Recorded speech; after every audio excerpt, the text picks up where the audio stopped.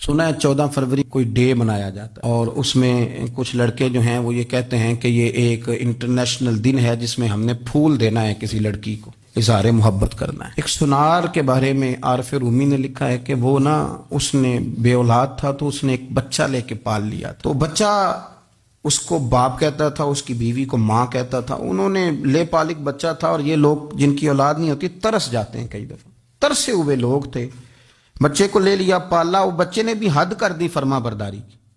اب وہ جوان ہو گیا اور بڑا خوبصورت جوان ہوا۔ وہ سنار کہتا ہے کہ ساری زندگی میں نے صفائی میں نیکی میں گزار دی۔ ایک دن دکان کے پہ ایک عورت آئی تو وہ کہنے لگی یہ چوڑیاں مجھے خود سے آپ پہنا دیں۔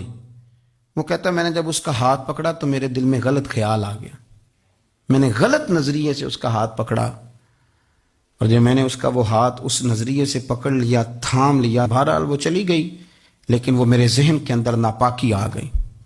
تو میں گھر گیا تو میری بیوی باہر کھڑی تھی اور رو رہی تھی، تڑپ رہی تھی۔ میں نے اسے کہا کیا ہوا؟ تو وہ کہنے لگی کہ بچہ ساری زندگی فرما بردار رہا، میں نے ماں بن کے پالا، پر آج اس نے غلط ذہن سے میرا ہاتھ پکڑ لیا ہے، اور میں تڑپ گئی ہوں، ٹوٹ گئی ہوں کہ یہ اگرچہ لے پالک تھا، کسی کا تھا، پر میں نے تو پتر سمجھ کے پالا تھا، یہ کیا ہوا؟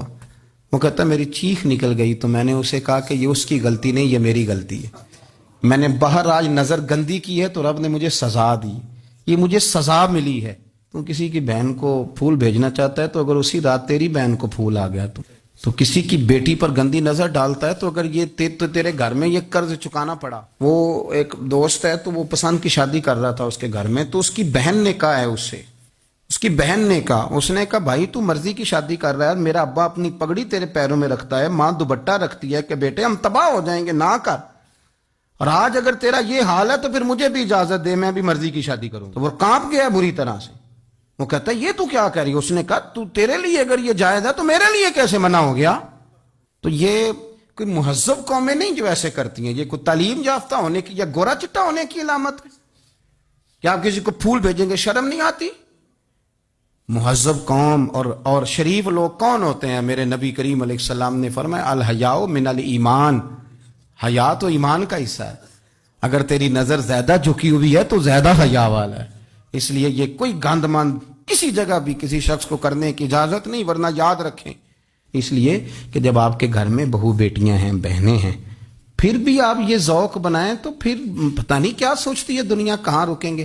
اس لیے یہ ساری رسومات ان لوگوں کی ہیں جو بے حیائی کو پروموٹ کرتے ہیں، اور پھر طرح طرح کے وائرس ان کی زندگیوں میں آتے ہیں، پھر ان کی لاشوں سے تعفن نکلتا ہے، تعفن، اور پھر یہ حال ہوتا ہے کہ وہ دفنانے کے نہیں جلائے جانے کے قابل ہو۔ اللہ سے ڈرے، اللہ ہمارے حال پہ رحم فرمائے۔ اس لیے کوئی ایسی غلط حرکت نہیں کریں، بچوں پر نظر رکھیں۔ اللہ ہمیں سمجھنے کی توفیق عطا فرمائے۔